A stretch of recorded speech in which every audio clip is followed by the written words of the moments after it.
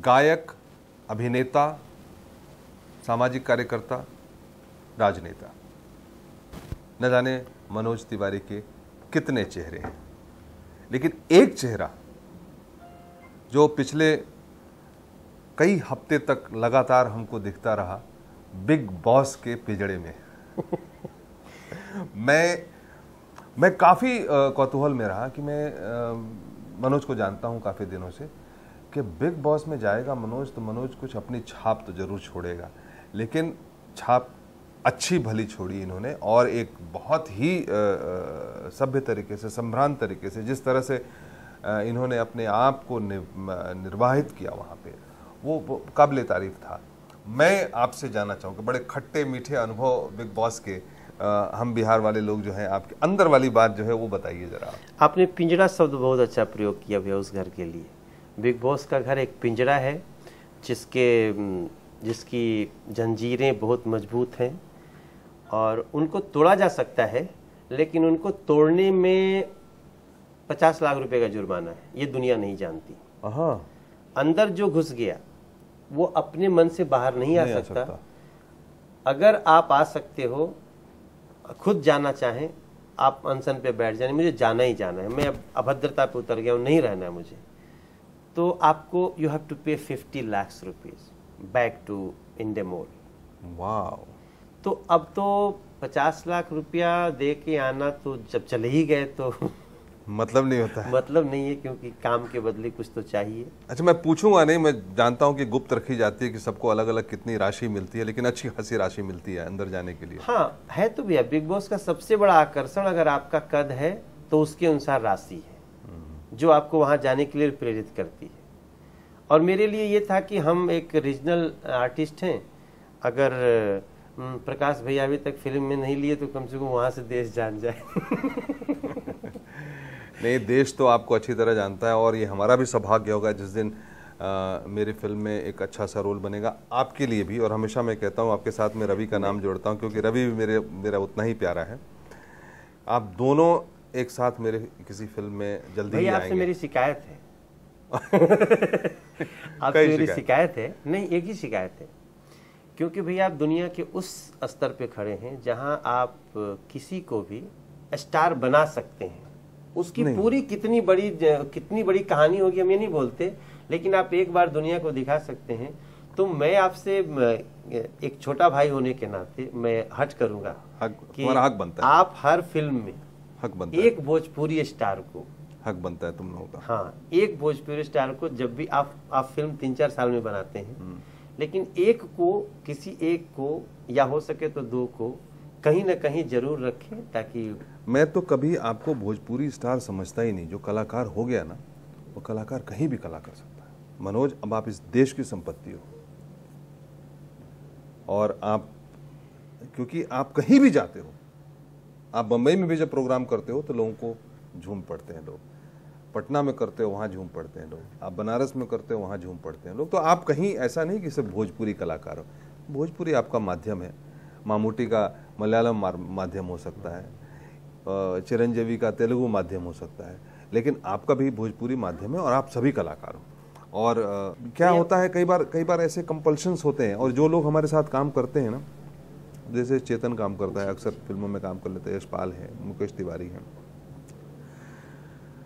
तो चूंकि कम फिल्में करता हूं, बहुत सारे लोग जो जान पहचान वाले हैं वो जुड़े हुए रहते हैं और सबकी आस बंधी रहती है। और मैं जानता हूं आपकी भी आस बंधी हुई, और निश्चित ही मेरा भी सौभाग्य होगा कि आपके साथ मैं काम करूं, और इसमें कोई शक की बात नहीं। आस ही नहीं, आप 3 साल में बनाते हैं, लेकिन 3 साल में कई बुझे हुए लोगों को आप फिर से जिंदा कर देते हैं। सही बात। ये स्पष्ट हो गया। मैं बात कर रहा था बिग बॉस की, तुमने बात इधर उधर कर दी। मैं खली की बात करना चाहता हूँ कि खली जब तुम्हारे सामने खड़े होते तो कैसा लगता है? शुरू में तो भैया हम लोग बहुत कौतूहल में थे कि यार ये क्या आदमी है, कैसे उससे हम लोग हाथ मिलाते, ऐसे हाथ करते, हाथ बढ़ाइए तो ऐसे करते थे, तो हम लोग तो हाथ बीच में कोई छोटा सा वो चक्र हम लोग का रखा हुआ है।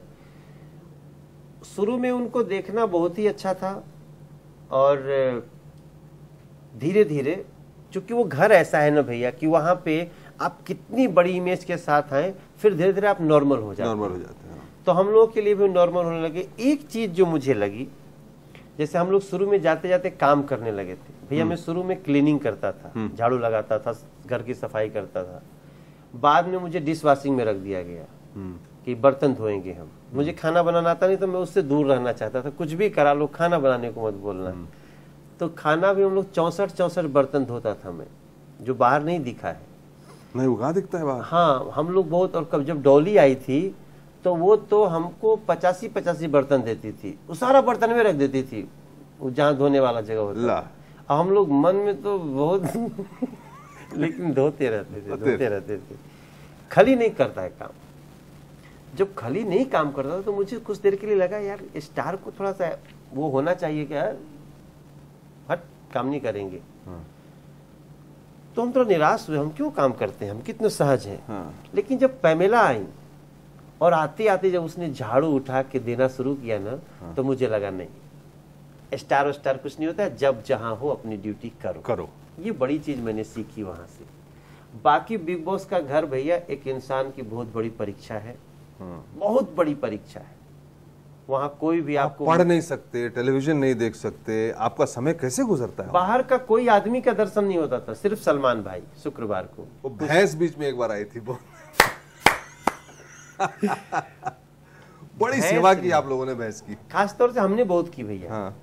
तो हम लोग गांव वाले बने थे। मैं देख रहा था गांव वाला, कोई उसके नजदीक जाता नहीं था, वो तुम ही जाते थे। मैं जाता था। बिग बॉस को भी पता था कि इसके पास कोई नहीं जाएगा, तो मैं थोड़ा सा भैंस को हाथ पे रखता था, पीठ पे हाथ रखता था, भैंस भी सही हो जाती। थन वन में भी हाथ लगाता था और उसको रात में पानी, सानी, भूसा, उसका गोबर भी उठाया। श्वेता तिवारी जगी थी रात भर, लेकिन वो जगी थी खाली बताने के लिए, मनोज गोबर दे रही है उठाओ।